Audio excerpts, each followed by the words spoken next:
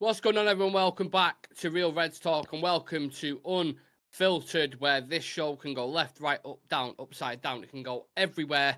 But the main thing is we're going to stick with Manchester United as a topic, but we are going to branch off into other things and kind of go off on tangents. And then if there's any kind of topics that you guys want to discuss as well, whether that's, a question or certain point that you want to make, and me and Sam can discuss it live on the show, then please do feel free to put whatever you guys want.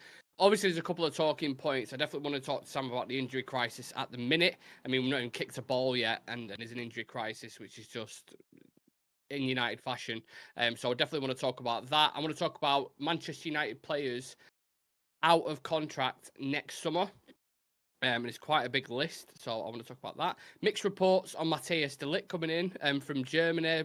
Outlets reporting that they're not signing Jonathan Tah now. Does that mean de Ligt's going to stay? And another outlet's reporting no, that's not the case. So we're going to have a back and forth. And also David De Gea is back playing football at Fiorentina, so we'll reflect on him slightly as well. But like I said, very relaxed show, very laid back. We've already done 2 shows today already, so yeah, I'm going to let Sam do the talking on this one. Now, I went live for the presser before, Sam, as you know. Man United, problems in defence again, ahead of this match on Saturday. No Maguire, no Lindelof, no Shaw, and potentially no Wan-Bissaka as well. There's all question marks above their heads. Yoro and Marcia are already out. We know this. Yep. So that's 3 senior defenders that are fit. Evans, Martinez, and Dalot. This seems like it's happening every year now, doesn't it? I know of those 3, 2 of them have only had a week or less than a week training, and the other one is a 37-year-old who's just got a 1-year deal and wants to be a coach. And our young centre back that we've got is also injured. Yeah, he's out for 6 weeks with a ligament injury. You're like, it's a good job we sold that Willie Campbell, wasn't it? That was a good idea. Yeah, fantastic idea. He would have definitely started as well. Like 100% would have started. Oh, madness. God.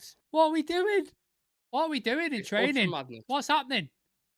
Like, well, our style is very intense as it is anyway, so you can only imagine the training sessions, the way they're playing.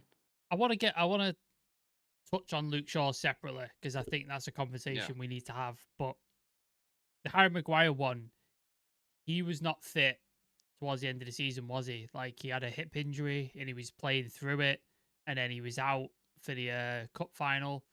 But obviously, Varane came back in, so it wasn't as big of a factor. And we had Leacher back.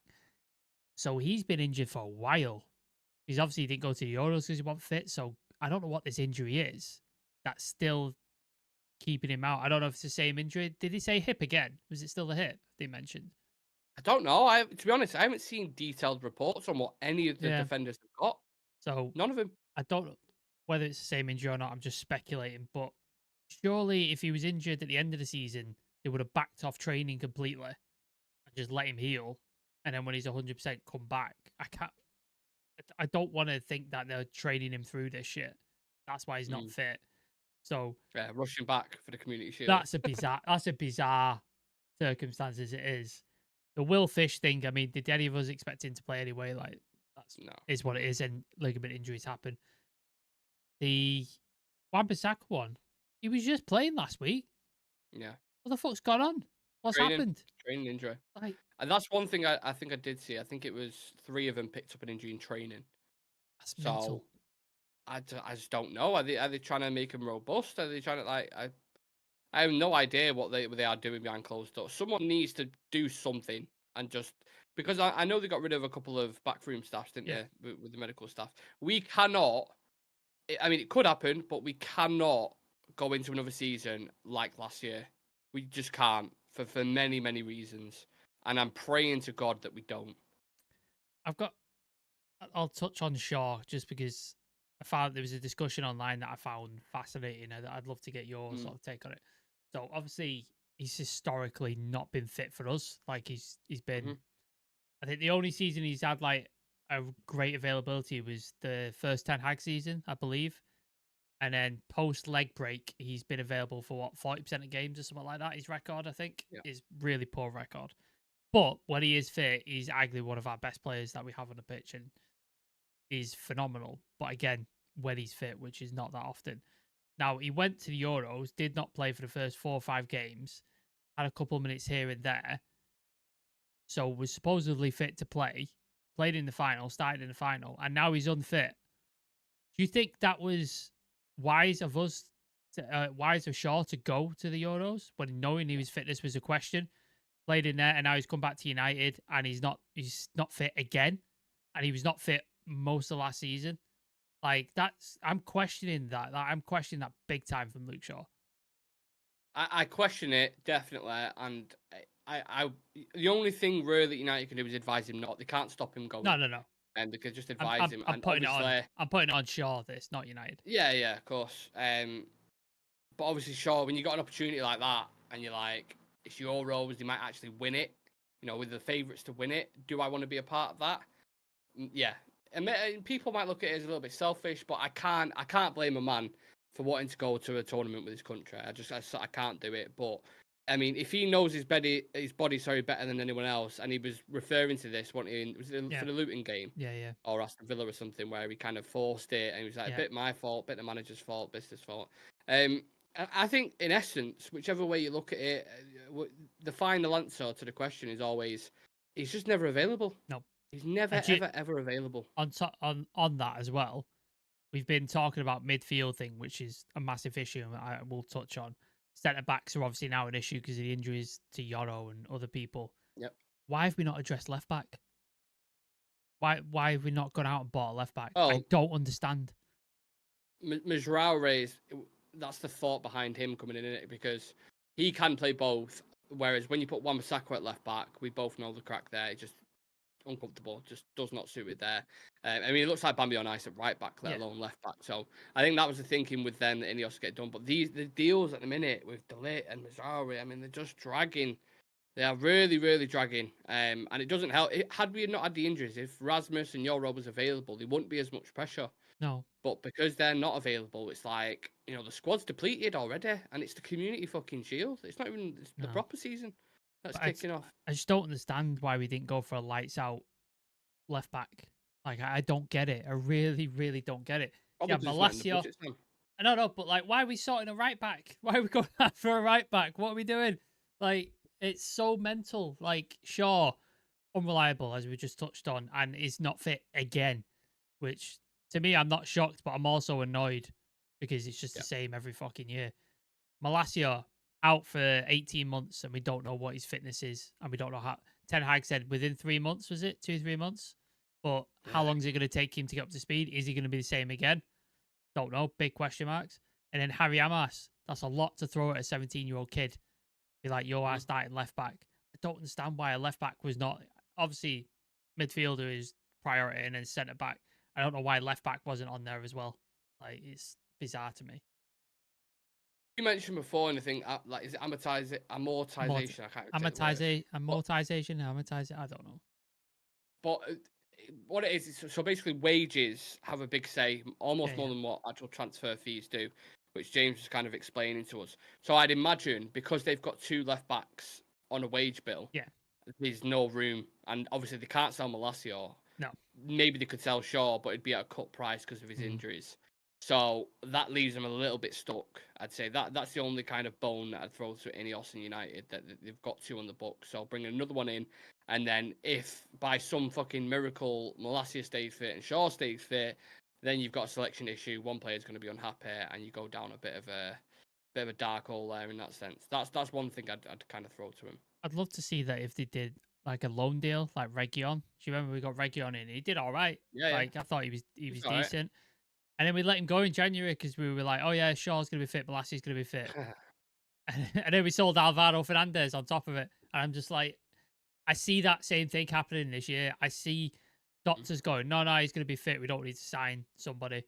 And then we're going to be up shit's creek without a paddle because we'll have no players again because these players are not reliable. Shaw's not reliable. Malacia, big question marks, not reliable. Varane, had we kept in, same question marks. Martial, had we kept in, would have been the same question marks. I'm so sick of it, man. Like, I'm so sick of just mismanagement of players when it comes to injuries. Yeah, agreed. Right, I'm going to go to the comments. What are we all saying, people? We've got Adam Saunders saying, and we want to buy a centre-back that can't get in front of Eric Dyer. There's context to that. Obviously, you listen to Paul Scholes say what he said on the fan debate. Let's just parrot what Paul Scholes says rather than come up with our own opinions. No, like, yeah. there is a lot more context to it. The situation at Juventus, I've explained it before with Dalot, what happened at Juventus and Bayern. Yeah, I mean, I'm not overly concerned that Dyer's starting over, and there are reasons for that. But whichever way you look at it, we need a centre back, and I don't even think we've got any other options other than Dalot. I haven't seen any names being mentioned at all. No. So it seems like he's the only one. Branthwaite's Branthwaite, priced of course, out, but he's priced out. No, he's way too expensive. So Inacio was mentioned at the beginning of the season, but that's gone. And then who was the other one we were? I'm sure we were linked with another one. Todibo, and he's going to he can't happen, and he's going to Juve anyway. Yeah. So yeah, but he would have been in the door now. Yes. He'd probably be starting on Saturday. Yes. Yep. And 26 million as well. 26 million it would have cost us. Fucking steal, absolute steal. Dan's saying, yeah, it gets worse. Why we let Camboala go, I don't know. He was really good, and let Varane go as well. But sign Evans up for another year. Madness. What's going on with the training plan, lads? Richard's saying, Luke, go on. I understand Varane going. A, injury prone. I do. B, wages. He was on massive wages, and it's if you get them off the books and you got an injury, think it frees up a slot to get a centre back in. We got Lenny Yotto to replace him. That was your Varane replacement. I think we could all agree it's a pretty good fucking replacement. He just got unlucky on the pitch and fucked his foot up, and that happens in football, unfortunately.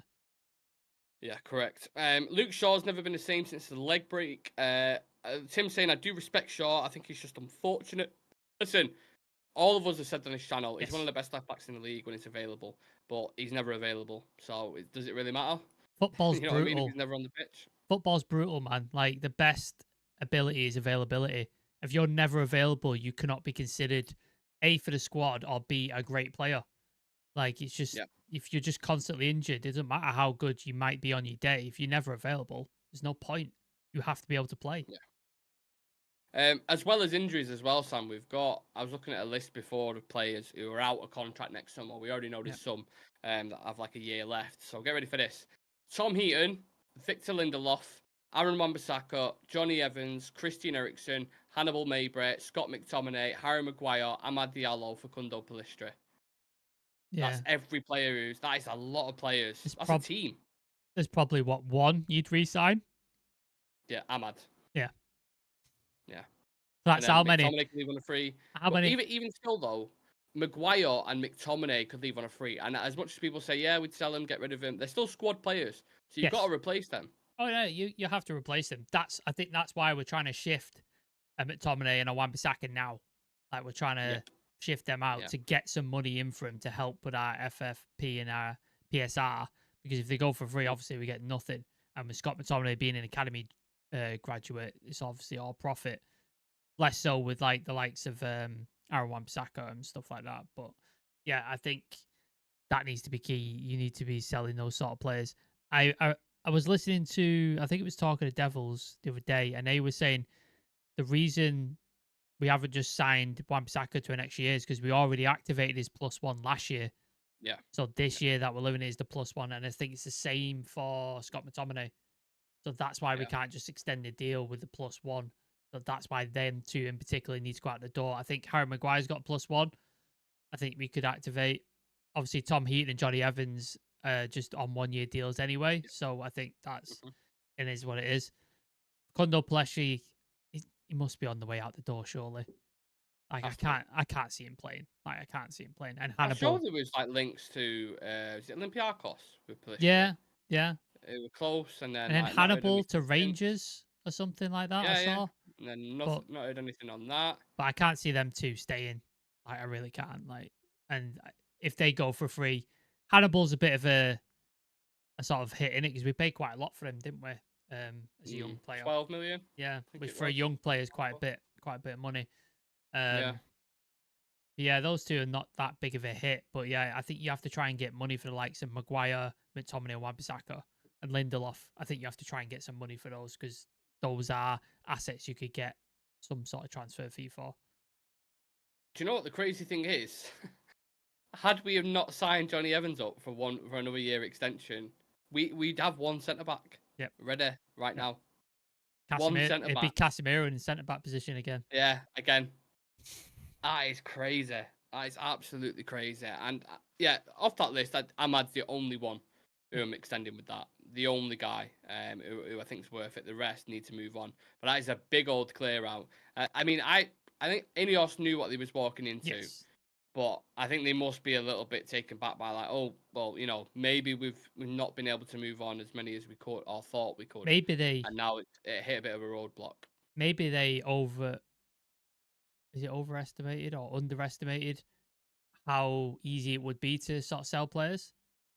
Maybe they thought, oh, we'll be able to sell these and we'll balance that and we'll go get this player and then we'll sort that. And now they've realized how difficult it actually is to get rid of these players because they're on such insane wages and they're unwilling to even take a pay cut in any stretch of the imagination without getting a payoff, as this seems to be the case for Aaron Wan-Bissaka in a minute, as was the case for Harry Maguire last season. That's why he didn't go. Yeah.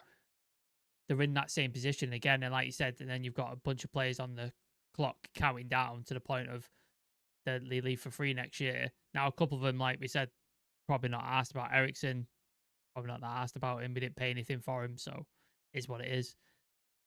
Facundo Palestri and Hannibal, you're like, yeah, it sucks, but I don't imagine you get that much money for him anyway. But then the others ones, yeah, you'd hope you get some cash for him. But I think, yeah, maybe they were underestimating or overestimating how easy it would be. And now they're like, shit, we're proper like struggling here. And then you've got on top of that the FFP and the PSR restrictions on top of that, which just further complicate matters. Yeah, I'm looking at you like Lindelof probably worth what 10 million in a minute. Yeah, Wan-Bissaka 15, that's 25. Maybre, let's say 5 to 10, it's 30. You've got Maguire, who's probably worth 25, 30 million. So Scott McTominay is probably worth 30 million. Yep. You're getting close to like 70, 80 million pounds worth of talent there. That's just gonna go for free. And then you think if you got their wages off the books, how good that would be, because Maguire's on quite a big wage. Lindelof for backup, the backup player is on a quite a big wage. I think he's on like 140 or 120. Sorry. Mm-hmm. And then Scott McTominay, I don't think 100. Yeah, McTominay 80. Yeah, but 80, not too bad. Like, yeah, it's fine. But the other three, that's quite high wages for the position they are, and the backup players essentially. They're not starters most of the time. So yeah, that's quite well. Because just think about it. When Bruno came in, he was on £80,000, and he essentially saved our season. Has been our best player since post Fergie, I would argue. And he was on 80k when he came in. Close. Ridiculous, fucking ridiculous. Crazy. Which kind of leads us. I mean, again, I don't want to sound like a parrot or a broken record, and you guys who are in the chat right now know exactly what I'm going to say. But this is why we need to bring in signings soon as possible. Now we've had mixed reports on Matthias de Ligt. Sam, more pressure on Bayern, do we think now? Do you want to just go through the mixed reports that we've had? Yeah, so there was a couple of reports. There was the first one from Kicker, which I don't know that well, to be honest with you. I've never heard of before. But it's been reported, so like we said, we report stuff. Legitimacy of the source, I cannot verify. They basically said Bayer Leverkusen have given them a deadline to sign Jonathan Tah, Bayern Munich. I think it was a weekend, and then otherwise he's staying at the club, and that was the deadline. So we all thought, right, well, now maybe that pushes Bayern to make a decision. They'll drop the price on de Ligt. We get de Ligt in, and it goes. Is that a further report? The Bayern Munich have decided, from Kicker again, Bayern Munich have decided not to sign Jonathan Tah, but de Ligt still could leave regardless. That still could happen. So then you were like, well, now the ball's back in Bayern Munich's court because they've just had a player go out injured for the season, and they're not buying Jonathan Tah, so they're probably going to keep de Ligt. And then there was another report saying Jonathan Tah to Bayern Munich is not off yet. Bayern Munich still keen to sign Tah if Matthias de Ligt leaves the club, and that was from Bild, which is a bit more legitimate in terms of like German football news. So I still don't know where we stand at this point. After those three reports, I don't know where we are. So, yeah. Well, the question is, if they, like I said before, if they don't sign de Ligt, who comes in? Because I have no idea. I haven't seen us linked to anyone else. I'm a little bit worried about that because there's been no other names. They're not going to go back in for Branthwaite. No. I'd be astonished. No. Because the whole reason why this de Ligt deal's in kind of park mode at the minute is because they're unwilling to pay over 40 million, and Branthwaite's nearly double that if you pay what Everton want. So they're not going to go anywhere near that. Maybe next season it might happen, but that for now. So Delit's the only one. They've got all their eggs in one basket, it seems. I know Ineos want to say they have a contingency plan and they have other options, and maybe they're just keeping it watertight at the minute. And if they are, then I'm okay with that. I'm fine. Yeah. But I don't know anyone else in the market now, Sam, who we can go and get. No, you'd be hoping they're doing some sort of due diligence on background or like maybe some loans or something like that. Which is what we saw towards the end of like last couple of seasons. Obviously, we saw Region come in, Amrabat come in the last day, Vegas, but less said about him the better. So you saw those sort of deals happen. So maybe we can do like a centre back sort of type loan deal from somewhere. I think that would be the only option if like you said, the Delict thing and the Delict, Yoro, and Bradford seem to be the targets. And I think Ineos were hoping they would get 2 of them at least. And we've ended up with 1 and he's injured. So now we're like sort of a little bit panicking, I think. I don't think they're panicking Ineos, but in terms of like we need a centre back, it's panic stations. Well, even Eric Ten Hag at his press conference today was like, he was saying, just be patient, don't worry. Like extremely calm in his kind of mannerisms, didn't seem stressed whatsoever. So you're listening to that and you're like, well, I'm me personally, not you. I know you're a lot more relaxed than I am. I'm sat here fucking smashing China plates and being like, oh my god, what are we gonna do? What's happening? And they just seem to be very placid about it. Very like, no, we've got our targets. We're gonna do what we're gonna do.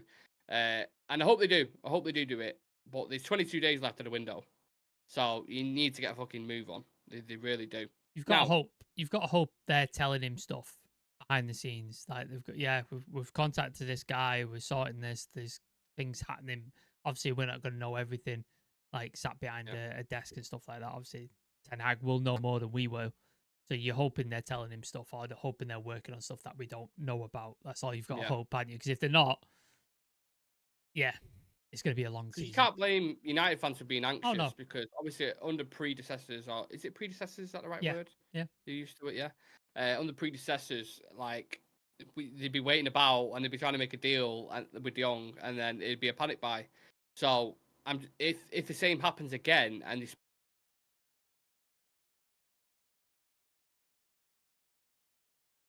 So I hope they've got a contingency plan, and I trust in Ineos to do it. So let's just see what happens with that one. Dan saying just shows how bad these dirty Glazers have run our club since they got their hands on us. We're in a mess, lads. Yeah. Richard saying football is brutal. Tim saying it's unfortunate, but I don't think we should panic buy. That would be worse long term. I agree. Correct. Look at Anthony.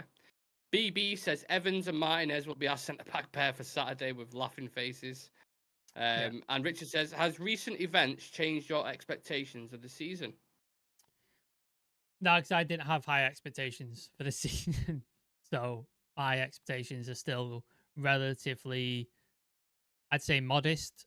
Obviously, we're doing the big season preview on Sunday, by the way, guys. So if you're about on Sunday, there's going to be 5 of us, I think. 6? Mm-hmm. How many? So there'll be a lot of us on there, and it'll be interesting to see the various expectations on the season and stuff. I think if you would have done it after Euro and Xerxes signs, I think people would have been up here. But now I think maybe people are thinking down here, so it will be interesting. So I'll save my predictions for Sunday. But yeah, mine are pretty much the same as they were at the beginning. Yeah, anyone who's watched the past couple of shows today or over the past couple of days knows my emotional roller coaster. I am all over the place at the minute. I just want football to kick off, and then you've got something to focus on, then, aren't you? Rather than trying to see these transfer updates, analyze games, look at matches and stuff. And days go quicker in it when football's on. It's like the game goes. You can talk about that next game. And then you throw bits of transfer news in with it, and it's mixed then. So. I just want football to kick off. Culture Boy Culture, nice name, says, who do you think Man United will sign next? Go on, Sam, do you want to say? God knows. That's the real answer. You might as well ask me to pick the lottery numbers at this point. I will take a stab in the dark, and I'll say Matt Suarez. That'll be my stab in the dark. I'll tell you my stab in the dark. Jonathan Tah. There you go. That's mine. Interesting. I genuinely, I mean, like, Why you not? think you Why can't get not? Dalot Yeah, why not? and buying him back and forth. Go sign him. Yeah. 25 million. Go sign him. Yeah. Why not? You know, we need to Why sit not? back. So, yeah. Z says, where would we finish the season? Season predictions on Sunday. Come check us out. We will answer that question. There's loads of us on. Very Yeah. exciting show. Can't wait to do that. And I'm sure there's going to be some controversial takes because there always is. Yeah. What cup will Man United win this season? I think Europa League. Sam? I'd like to win Europa League. That'd be nice. Yeah. Again, I'll save my predictions for Sunday, but I would love to win Europa League. That'd be really, really good. And Ten Hag's got history of winning cup competitions. When did we get to in the Europa League when we were in it last time? Is it semi or a quarter? Quarters. Quarterfinal. So, Sevilla, didn't we? yeah. Just can we avoid Spanish teams, please? Please. Yeah. Like every we got knocked out by Sevilla, and then Lisandro got that long-term injury. Yeah. In the same one. Yeah. You're like, oh my god. There was the Real Sociedad game as well. That was fucking abysmal. There was the Villarreal game. That was fucking awful. Yeah. For Dansk, of course. Oh, yeah. Jesus Christ. We don't do well against Spanish teams. We never have. But Barcelona under that was a great game. Highlight. Fantastic. Yeah. To both of them. Decent games. Betis game was fun. Weghorst's first goal. That was good. Fucking hell. Weghorst. I saw someone compare him to Xerxes the other day. Oh, fuck off. And this was a guy on TikTok, a lot of following. I can't remember the name of the football podcast, but he had like thousands and thousands of followers, like who respect their opinion and stuff. And he was like, he's just another Weghorst. You never watch this guy play football ever if you think he's another Weghorst. He's seen tall Dutch striker and just gone, Weghorst. Yeah. Stupid. Dan Fenton saying, how many goals do you think Højlund and Xerxes will get between them this season? Very good question, Dan. Between them? So let's isolate them both first. Okay. So Højlund, how many? Højlund got how many last? 16 in all comps, yeah. All comps. Are we talking league, Premier League, Dan? Or are we just talking league, all comps? All comps. Let's go with league because league's just easiest. So you got what? 11 in the league? So I think so. 11. So let's say he hopefully improves on that. Say he gets 14. Let's say that, and then Xerxes get 10. I'd say 24 between the two. I think they both had similar records in the Italian league. So Højlund had a similar record with Atalanta, and Xerxes, I think, in all comps was like 12 goals and 7 assists, I think. So I think if both can get double figures, I'd be pretty happy with that, to be fair.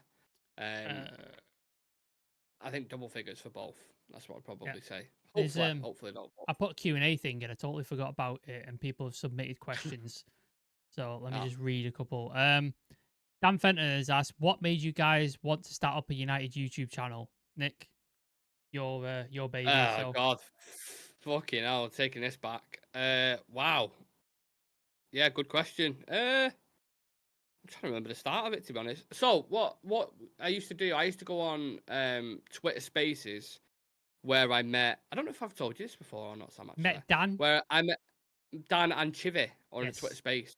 So I used to, there was a guy on United Stand called Jay Daler, the Irish guy, who used to be on there quite a lot. And he used to get me on quite a lot. And we used to talk about United and blah, blah, blah. And I enjoyed doing it. So I thought, you know what? Let's just start. I've always been into like content creation. I've done music and things like that. So I've always been, I like to think of myself as a creator. So we started this channel. And if you actually go back and watch the first video, it's fucking horrendous. It's so bad. It's like glitchy green screen. The lighting's all off. I'm basically reading off a thing. It's terrible. There's a whole arc before that with the Instagram. That's the whole. Oh yeah, of course. I didn't even think about that. We started off. So we was doing stuff on Instagram and then doing like lives. And I think I met.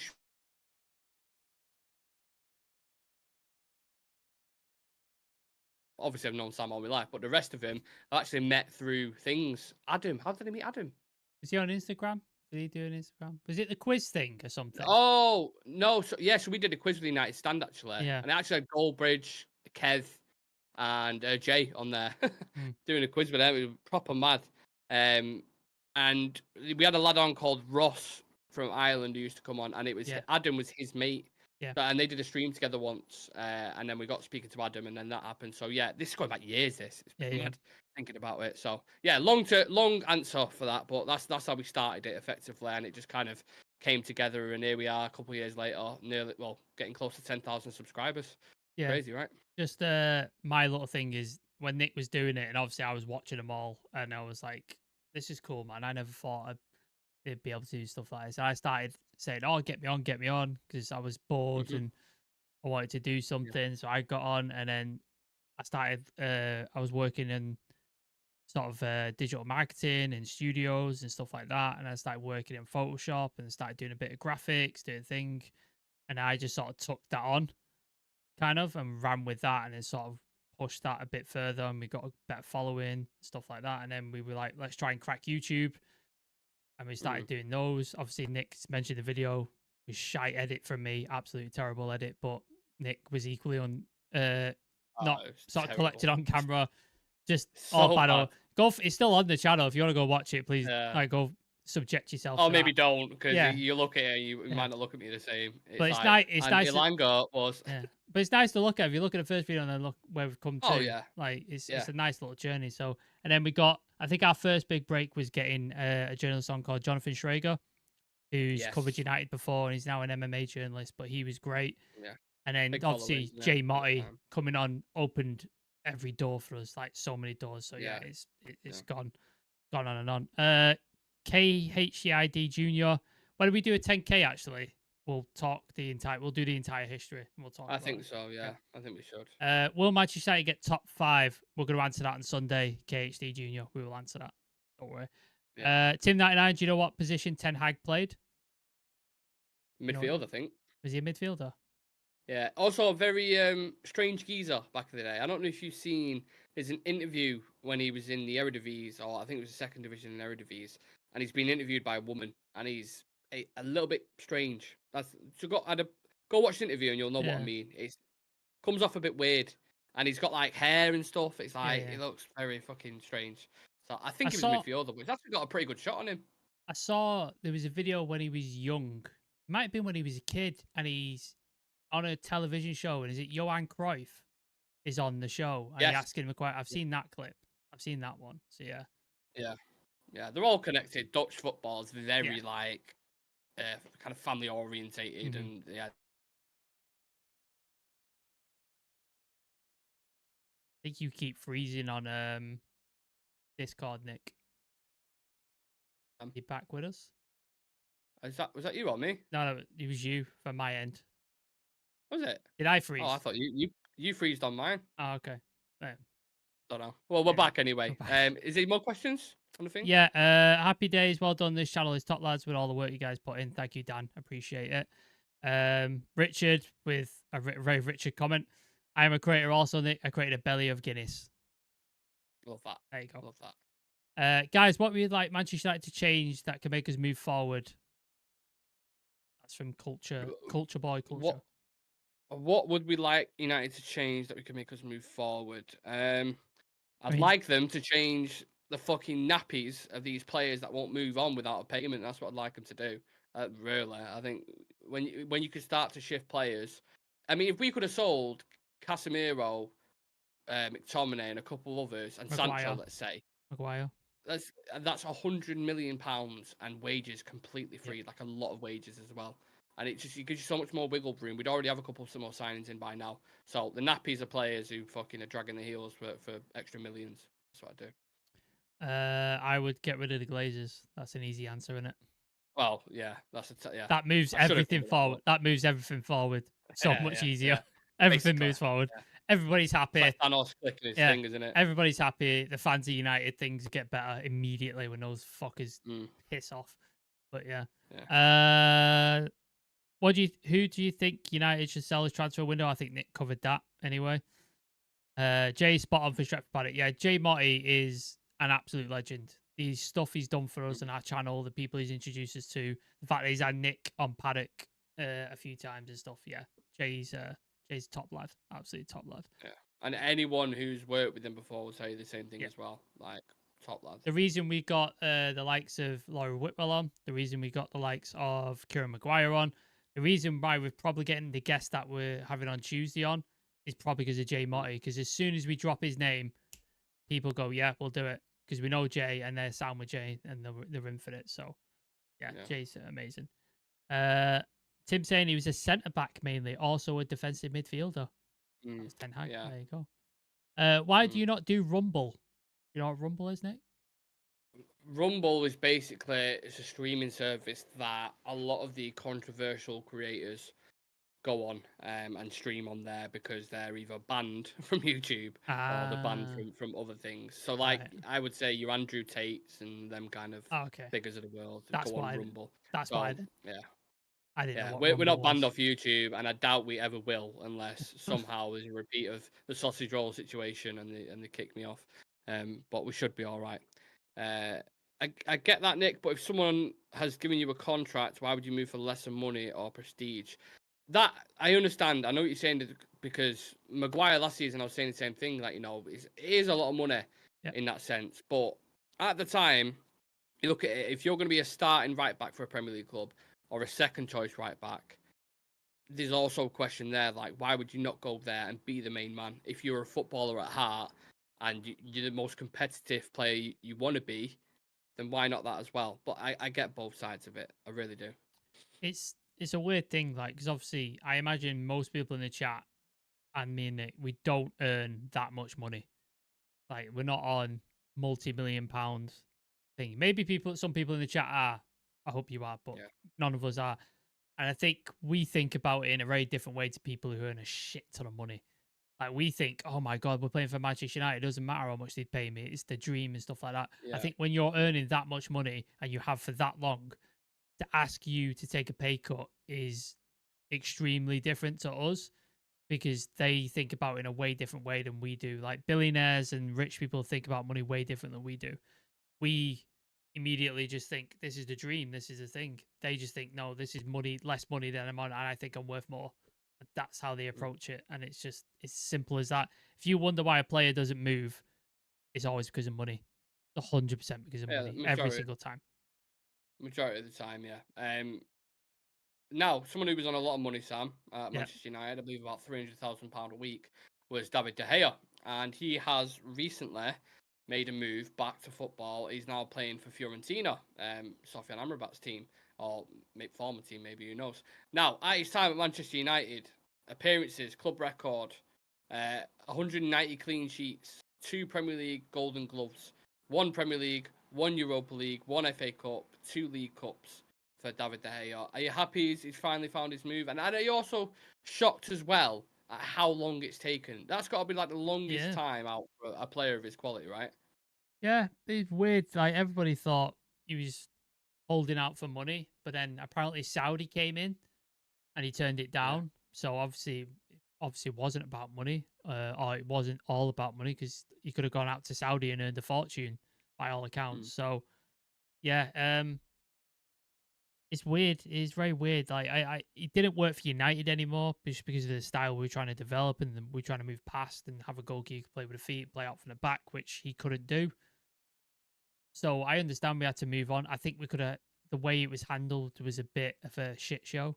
It was kind of, we offered him a contract, he was going to sign it, and then we pulled it away from him, and then we changed our minds. So it was a bit shitty, but it's football at the end of the day. Business is business, sadly, and there's not a lot of feeling left in it when it comes to sort of money and contracts.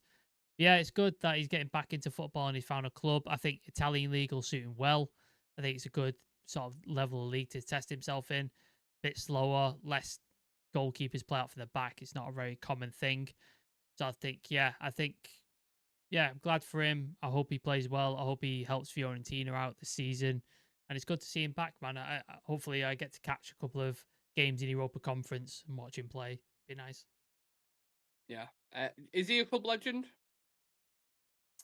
Not for me.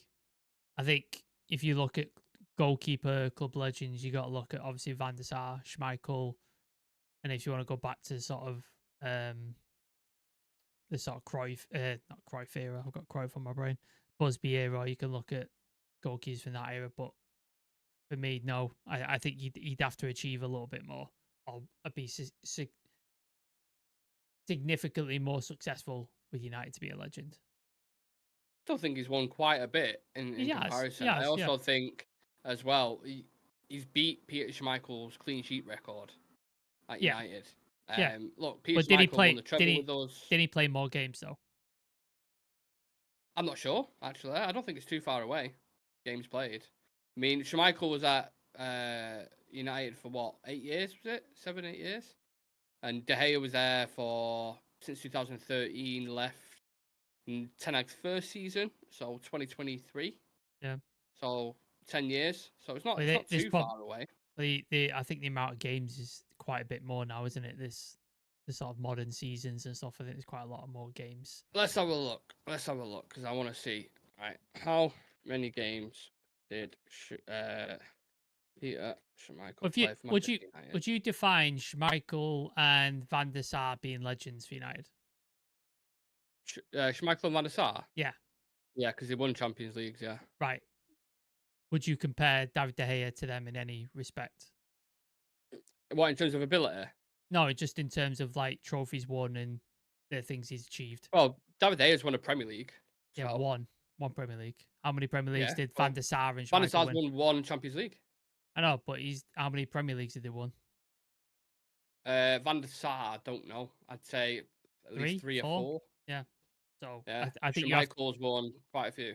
Yeah, so I think you have to win multiples of stuff. This is going to go into the same conversation about world class. It's going to go back and forth. Yeah. I personally believe I think David De Gea is a legend of the club, a goalkeeper. I think he's a great player for the club, and he would be welcomed back with open arms and would be roundly applauded if he came back. I think people would be absolutely pumped to see him. I think there's other players who've achieved more and probably resonate more, but maybe I'm an older fan, so maybe that's a bit different. Maybe people who are younger fans. There's a lot of context. Shreyas loves David De Gea, doesn't he? He fucking loves David De Gea. So, but that's all he's known really from when he's been watching football. Like, even with Schmeichel, with me, really, I didn't really. I was like 4 when we won the So Van der Sar's your keeper, isn't it? Van der Sar's the one I look at, and I'm like quality. But I think if you're talking about raw ability, he ain't far away from him in terms of shot stopping. He's fantastic. He's a fantastic shot stopper. Like, unbelievable shot stopper. But then you had they all had different things in it. Schmeichel's character and personality was huge for that team. Van der Sar's calmness, ability on the ball as well. Like him, Rio and Vidic together were really, really good. So I don't know. It's open for interpretation in that sense, isn't it? Yeah. Culture Boy, Culture Scene, ask us questions. We also answer. Right, I've got a question for you then, and this is for anyone. What do you honest feedback? Because I always ask for it when in the comments, I never get it. Honest feedback of this podcast, no bullshit, no thinger. This channel, the podcast, the lads that are on it, honest feedback, what you think, and if you think, oh, actually, I like this kind of content, I prefer this. Would you guys be open to doing something like this, blah, etc. Put that in the comments, and let's have a real discussion about it. Because you guys are the consumers, the viewers. You are the ones who are interacting every day, whether it's live or not, and we appreciate that. So any feedback, there's your question for you. McMillan saying, Nick, footballers are ambitious and they want to play in clubs who are in Champions League and stepping down to lower clubs who won't be in the Champions League and will only ever play relegation. But to be fair, McMillan, United are in the Europa League, so it's not a massive step down to West Ham, who are West Ham. Oh no, they're not in Europe this year, are they? Chelsea are in conference, aren't they? Yeah, so that I understand, but it's not that much of a leap down. I mean, West Ham could probably finish near us this season if it continues the way it's going. They pushed us last season. We almost finished like 10th, didn't we? I think they were right behind us last season. So yeah, correct. I would argue. Sorry, I would argue they've improved their squad and we haven't really. Yeah, no, spot on. No player since Alex Ferguson has retired has been a legend for the club. Man United's standard is constantly winning important trophies. Unfortunately, we haven't since 2012. Therefore, no legends. I would put a strong case that I think Bruno, by the time he finishes, depending on what else he wins as well, he's got to be regarded as some kind of a legend for the club. He's he's done. He's the closest one to get there. And the reason why I say it is because during the darkest times of this club, he has been the brightest spark. Yeah. he has his dragged us through the mud at times, Bruno Fernandes, and that is legendary shit to me personally. That's how I interpret it. He's not won a Champions League with us, not won a Premier League with us, but I think he fucking deserves one. I hope 100%. he gets two before he leaves. I hope he gets to lift a Premier League or a Champions League with us. I would love that. Yeah. Like that would be nice to see that, wouldn't it? That'd be great to see as a captain lift that for us. Like he's lifted trophies with us, but it's not the same. It's not the same when you lift the Premier League title, you lift the Champions League. And like a lot of you in the chat might not be old enough to have seen that. It might have been a long time since you've done that. So I've been lucky to see it a number of times, as has Nick. So yeah, I hope it happens soon with Bruno because he deserves it.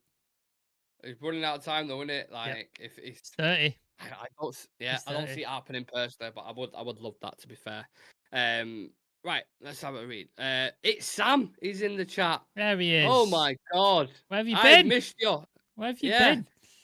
Where have you been, man? I've not seen you for ages. Loved you all from the first time I watched. What a fucking legend. Yeah. Long time viewer. If you know, you get them things on Starbucks, like when you get your drinks and you get like rewards. It's Sam, mate. Your Starbucks card would be fucking right up here. Let me tell you. When we make merch eventually, when we get to 10K, we start making merch. It's Sam. You get a free T-shirt, mate. You get one. Yeah, 100%. And members, we will obviously always do like deals and things as well.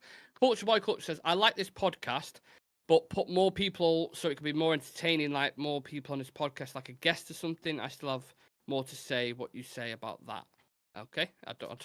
I don't know. There is more people on it. Like we have Danny, we have Shreyas, there's 2 Indian lads. We've got Chivi, who's a Nigerian lad, but he lives in the UK. We've got Adam occasionally. God knows where he is at this point in time. He's an Irish lad. And we've got Aaron, who's a Manc like me and Nick. So they're normally on, but obviously they've got lives. Aaron's just had a kid. Chivi's been traveling with his parents. Dan and Shreyas live in India, so the time things are a bit difficult. And then Adam has just been God knows where for the last however months. So people are busy, man. So we try and get them on as much as possible. And guests, if you go back 2 weeks ago, we had the Muppeteers on. Week 4, we had Jay and the Stretford Paddock. On Tuesday, we've got somebody coming on. We've had Alice from Talks Football on there. We've had, who else have we had? I'm sure I'm missing some people. We've had Laurie Whitwell, Kieran Maguire. We've had people on. Jonathan Schrager. We had loads. Well, it'll keep going. We'll keep trying to get more people on, so it will happen. But anyone who knows as well, building a channel, you build your networks and connections, and you go up and up and up, and then you start. Yeah, that's just how it works. Sometimes people refuse to come on and ask for payments. But I won't mention who. Or they just go, yeah, we'll come on, and then when you chase them, they just ignore your message and go, not doing it. Yeah. Seen a few of that. Richard saying, Dan saying, keep what you're doing, lads, with the live shows and updates. Change nothing. One of the best United YouTube channels on here. Thank you very much for that. Appreciate it. Richard saying, I am a member on this channel because what you all do, including Shreyas, etc. Agree Bruno is close, leech are possible in future. T2 Diesel says, I'd like to see a sign language episode. I'm not deaf, it'd just be funny. Okay. I only know 2 sign language, British Sign Language, so that's thank you. And then this is I'm sorry. That's it. That's all I know. Does anyone know what Up the Fucking Reds is? Because that's the only thing I want to know. Give me that one. That'd be good. And I'll happily do that. Or spell out, if we can spell out UNITE, that'd be good. Yeah. That'd be nice. Either way. Macmillan, how do we become features on the show at some point? So, I actually had an idea for this, but we need people like you guys who are watching now to be interested in it and send stuff in. So he's going to do like voice notes basically. So you send like, I don't know, controversial opinion, or you send something that you want to talk about, a question, whatever it is, you send your voice note in and we will put it on the show for listeners to listen to, and then we will react to it. That's what I wanted to do, but we need a few of you to send them in. So we've got like 3 or 4 that we can bounce off and react to. That'd be pretty cool. I'm open to doing that. It's also, if you could say it in English as well, because most of us don't speak other languages. Oh, if you say it in Hindi, is that Hindi? Yeah, Hindi. If you speak Hindi, then right. they translate. Or which language is it? Chivi speaks. Not Yoruba, it's the other one. Apologies for my ignorance. I don't know the language, but yeah, might be able to get away with that. But yeah, for benefit of me and Nick, because we're dumb, please put it in English so we can understand. Yes, absolutely. And if you just want to do that, Instagram, Real Reds Talk. If we get enough of them, if it's free for, if you do follow us on there, drop us a message. We always interact. We always message back. Drop your controversial opinion in there, or just an opinion on United, whatever it is. What we could do, as long as if it's go on. What we could do is just set up a email inbox for people to just send their voice notes to, and then we could let it like stack for a bit, and then we could just go into it, and we could do it that way. So I'll look into doing that, and then we'll drop the email on a show for you all to sort of send your shit to. Yeah, locked and loaded, ready to go. All right, we'll leave it at that, guys. Appreciate it. It's unfiltered, so it's been a relaxed show. It's not the usual kind of hard-hitting transfer stuff and analytical points that we do. It's relaxed, and sometimes it needs to happen, especially, I mean, we've been live twice already today, so it's nice to kind of have a chat with you guys. As always, I'll be back tomorrow at 12 o'clock. I'm expecting a big update with it being Friday with Man United, so come and check that out. I'm sure there'll be something breaking. And then we have... Go on. Just a little bit of... I don't know if it's breaking, but from the Muppeteers, there's indication people around Sander Berge's potential transfer to Manchester United is moving forward. So it seems like that deal is happening, according to the Muppeteers. There you go. So we've got the weekend. Could happen over the weekend. We've got City on Saturday as well. I won't be doing the watch long. I say we're bringing watch longs back. I won't be doing a watch long for that one because it's not the official start of the season. But when the Premier League kicks off, the game against Fulham, I will be live for and doing watch longs and stuff. And we'll do reviews and previews. So, yeah, very excited and looking forward to some football. Not too long now, guys. Thank you to everyone in the chat. Follow us on socials if you don't already. And we'll see you shortly, yeah? Take it easy. Peace.